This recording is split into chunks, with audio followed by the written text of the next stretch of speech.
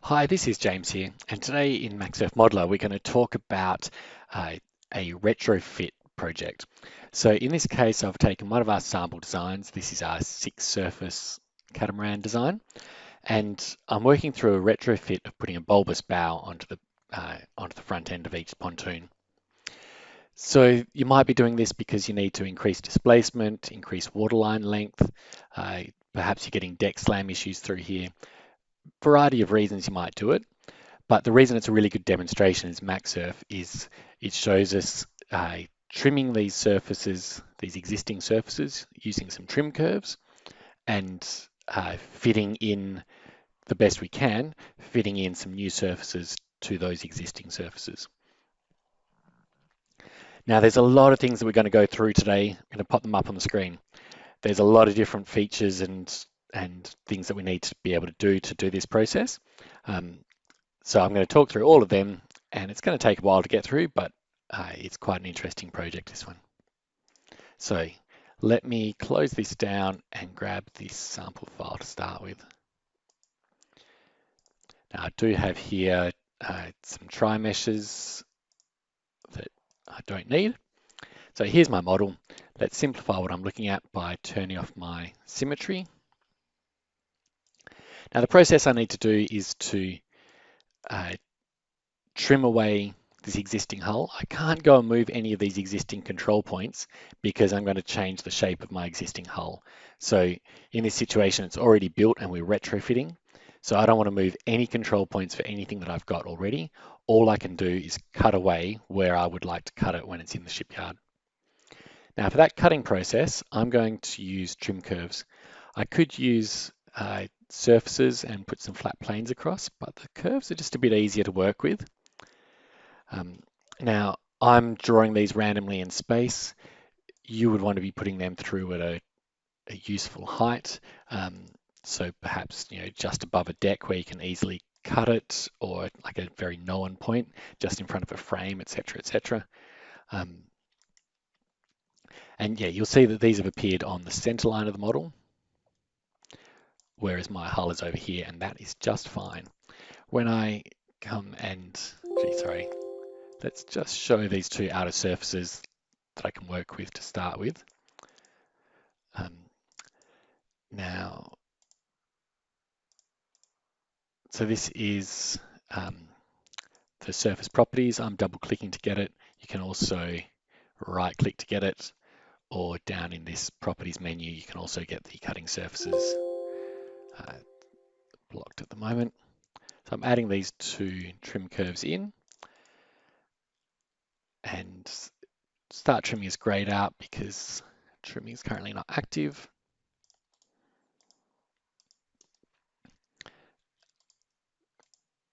Right click menu to trim it, or there was a shortcut of Control T, easier to do it. Now it's good practice as I'm going here to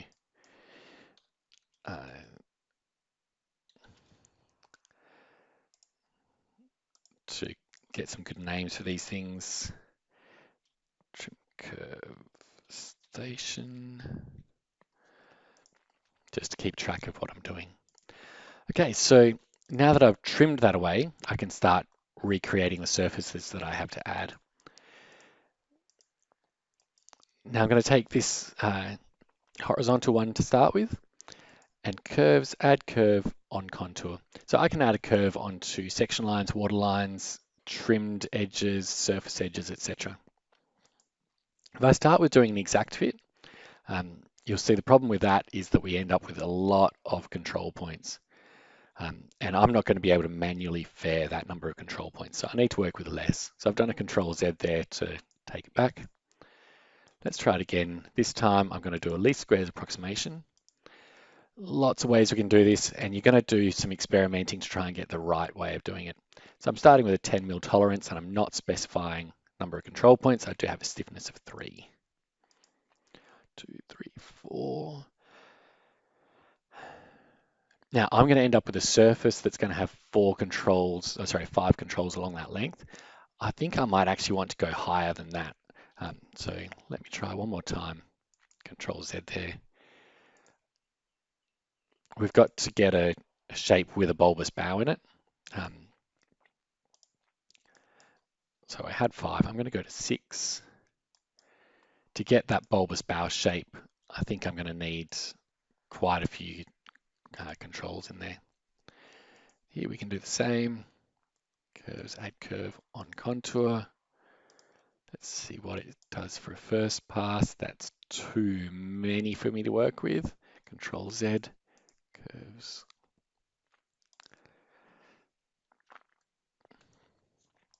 Okay, that looks like a better number. And then here, I'm going to go straight to just putting 3 curves in.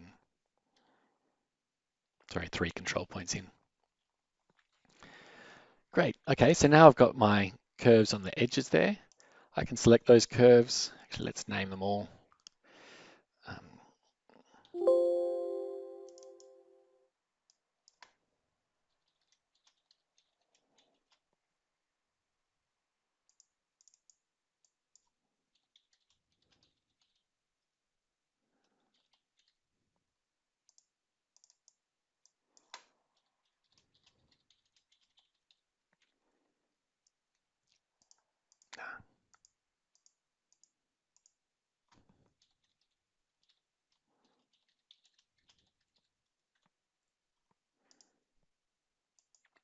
I did get them backwards, sorry about that.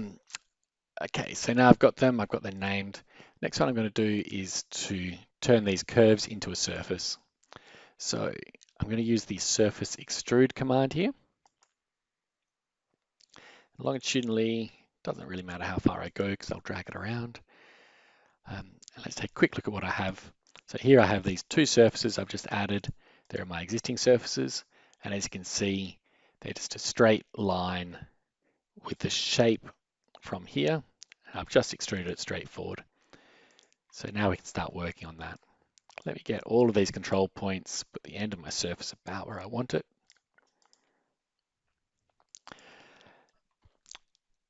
Now, in order to match it up along this top edge with the hull, I've got to have the same properties in this surface as with that curve.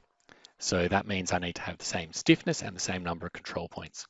The first one I'm going to do here, and I know this because I've done it before, is when I look at this surface, I can see that I have 2 rows and 5 columns, where in actual fact I've got 2 columns and 5 rows. So both these surfaces actually have their control points around the wrong way. So we want to transpose them, those 2, and I'm also swapping the column ordering just because I know that it's wrong from doing it before. So now when I look at these surfaces, we'll see that I have 5 rows, 2 columns. That's great. Now let me bond these edges together. So my next one is here that I'm going to add columns. This is just a warning because they're bonded and it's going to add to both at the same time. Now the shortcut for adding here is Control A, so I'm going to use that this time. Control A.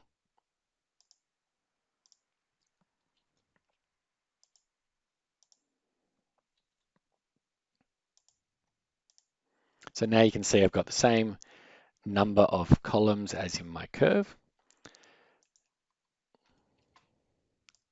but I haven't changed much in the way of my surface shape yet. This surface still has a longitudinal stiffness of 2, so it's linear. So if I move these control points about, you'll see that while it curves this way, it will have essentially it'll be kinked. No, sorry, I want my water lines on for that one. It'll be kinked as it runs forward there. Sorry, not seeing it well, not seeing it well. So I want to change these surfaces so they have a longitudinal stiffness of 3, which will match in with that curve and should be good for us. Now, to select that curve, I want my render turned off. That's my curve. Grab my surface edge and fit edge to curve.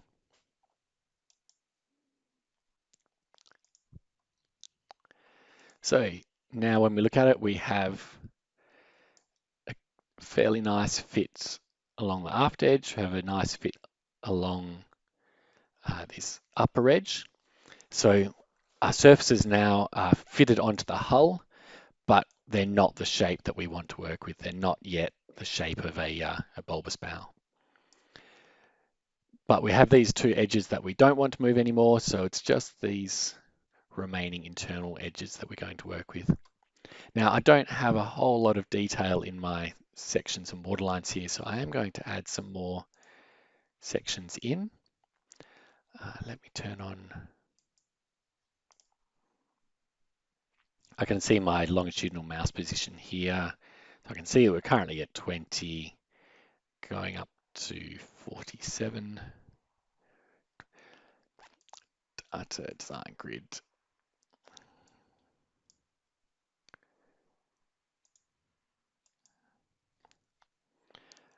Let's add another 5 in.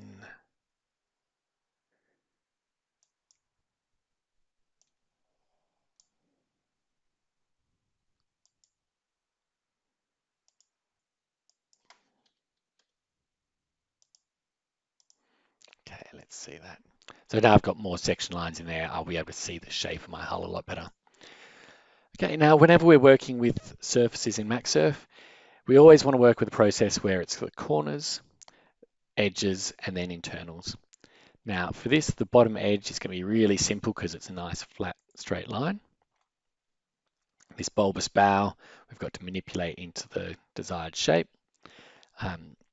And this top edge, back edge, or aft edge, we're not going to be changing because they're already lined up. So my corner control point is a little bit hidden here. Now I've got quite a few choices about where I might want to put my my corner. I'm going to bring it aft a little bit so that it sits on the flat bottom. And I'm going to set my, sorry, not moving those ones. So not leaving that aftmost column. Set that height to be 0. I also know that this forward column wants to sit on my demi-hull centerline, which is at 20 meters. Now we can go and manipulate these so that we get the shape we're after.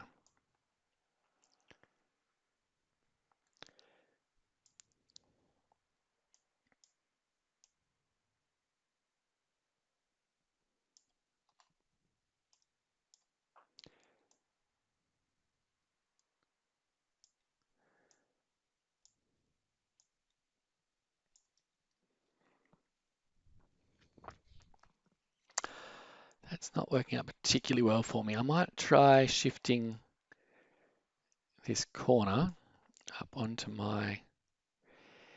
A lot of this depends on how much volume you want in your bulbous bow, and whether you want to bring these columns a lot further forward or not.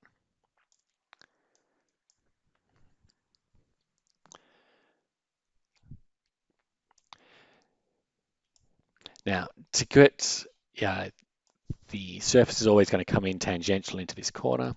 So to get that a smooth transition through that corner, I want to have these 3 aligned. I'm using that controls and align to vector. Now the process I went through then, and I'll repeat it up here, is that I select the 2 masters that will define the straight line, and then I select multiple, as many as I want, slaves that will snap into that line. Now I can repeat that up there. I'm just going to leave it for now. So let's do a quick little progress check here.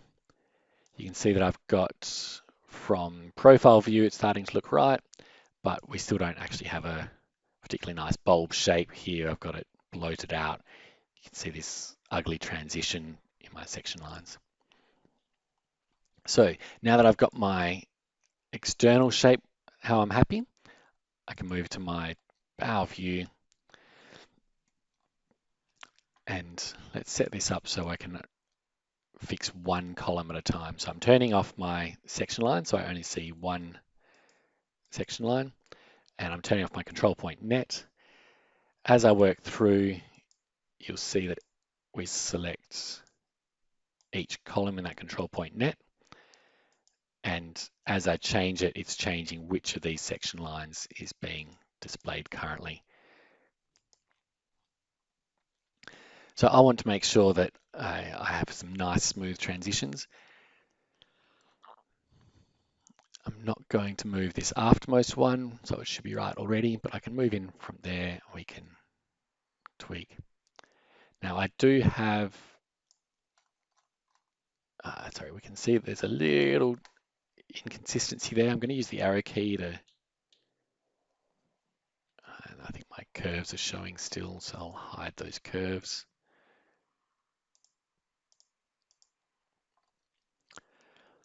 Now I want to make that transition straight down, but I also have a transition here at the edge of my surface that I want to keep in line too. So we'll keep that nice and broad down the bottom where we're trying to get that extra volume in.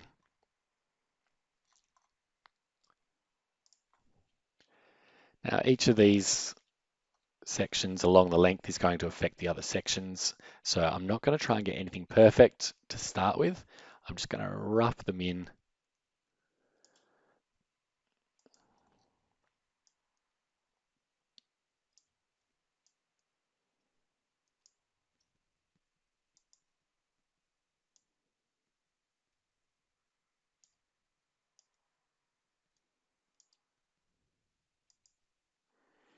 And this furrowed edge here. That section is clearly a little bit beyond, a little bit aft of the bow. So that section there, we possibly could put another section in further forward if we wanted to see that shape there. Okay, so as a first pass, I'm starting to see at least these section lines are looking a little bit smoother coming in. Now I can take a look at my water lines going forward. Bit hard to see what's going on here, especially on a catamaran where it's incredibly slender. So I'm going to use this compress view. What this does is accentuates the port starboard to drag a model a lot wider. And I can have a look here. That does look just a bit too much bulb in our bulbous bow.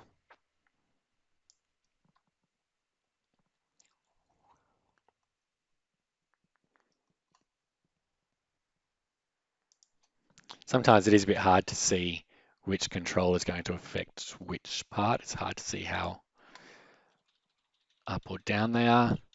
And you will need to just experiment a little bit to work out what's going on. Okay, so those section lines where we have this kink, I can work on dragging that inboard here.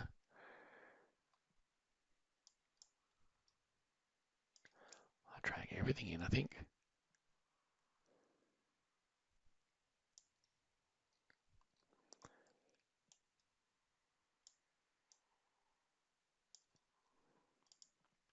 So I'm working a little bit with groups of sections, selecting a group of them, and other bits I'm selecting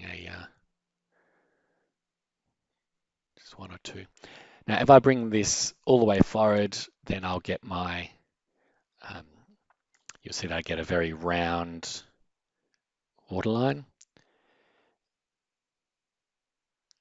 For a high-speed catamaran, we probably don't want it all that wide, so I'm going to bring it back aft a little bit. And those movements that I've made are going to have messed with my section lines. So I've got to go through an iterative process here to try and keep looking right from each of our directions. Still happy there, still happy there. It's drifted off a little bit as I've moved sections about.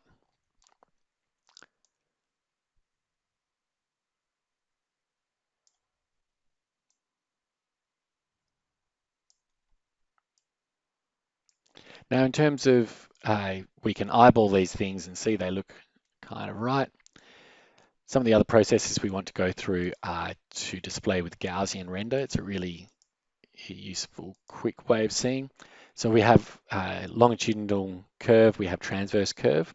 And if you multiply the longitudinal versus the transverse, you'll get your Gaussian curve. So have a look here. Now this looks right. We've got nice even transition, bit glitchy in here and here. And we do expect quite a high rate of curvature through our 4-foot area up there. So not surprised. I'm pretty happy with how all this is looking at the start. But yeah, certainly something up here is a little bit amiss. So let's come and have a quick peek at that.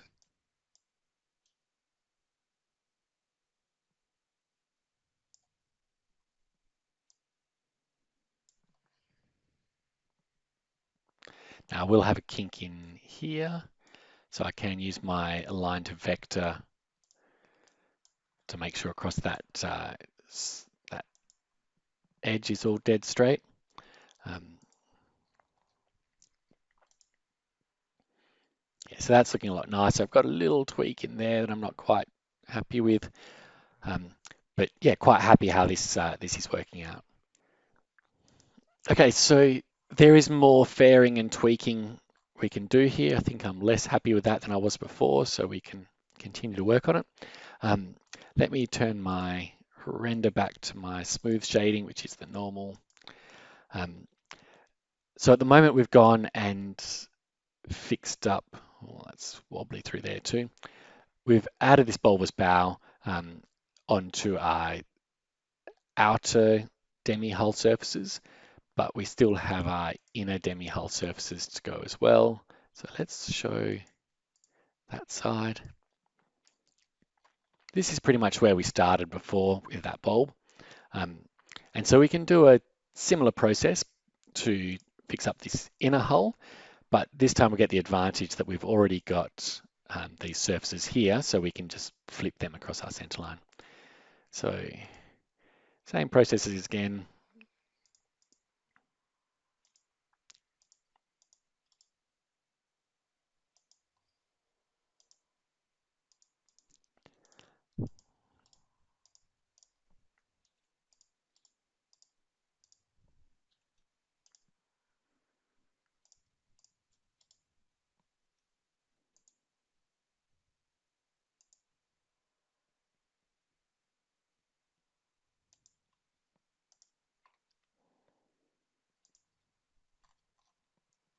Can see that my aft edge on this just corner here isn't lining up perfectly. So I can go and tweak that.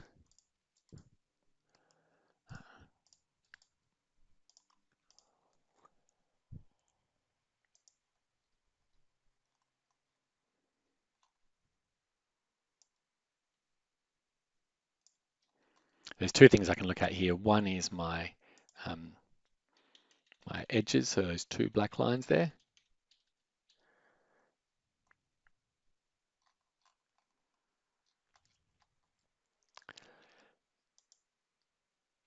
And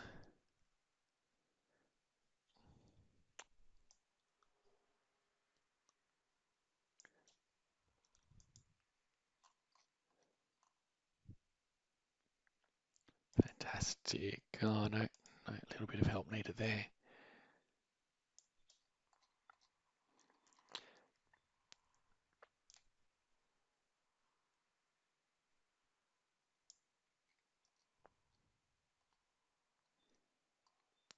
I could go back a step and add a new curve to my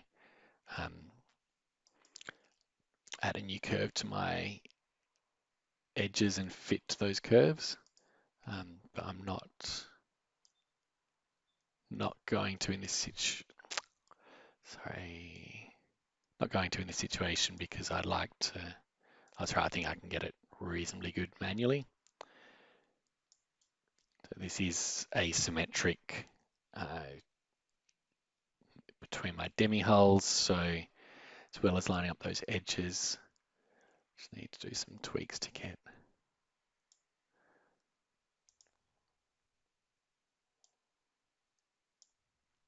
nice smooth transitions there. And Smooth transition down there.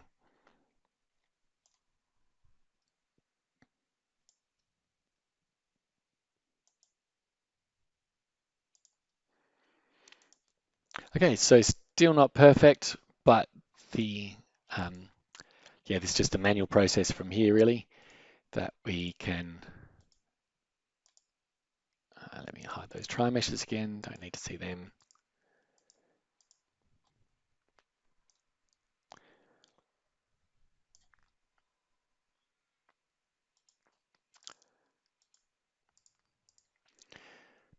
So what we've done here is we've added some extra volume into our bow.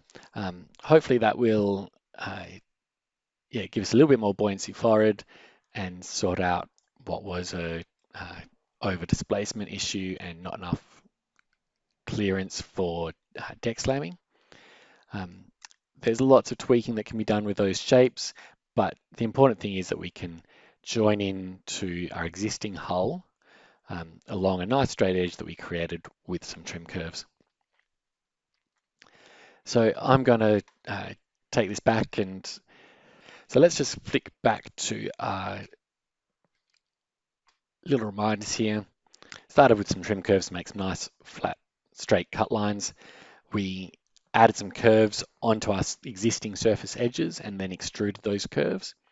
We did need to transpose our control point rows and columns, and we needed to then add some columns, set our surface stiffness, and then fit to the other edge of our model.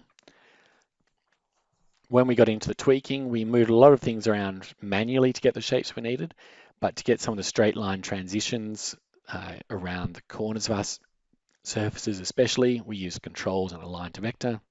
And then to keep an eye on what we were doing, we're using display curvature. We had those, the design grid there as well. We used different render and we used that compressed view as well to accentuate the transverse changes in the model. I hope this has been useful to you. There's many different places you could apply these sort of tricks. One of them you might want to look into would be for jet intakes. So using a trim curve to put in a jet, the cutout for a jet intake, and then extruding your jet intake from there. Because yeah, that one you're trying to get it very flush, the same as you're doing here, where you can't just trim one surface to the other.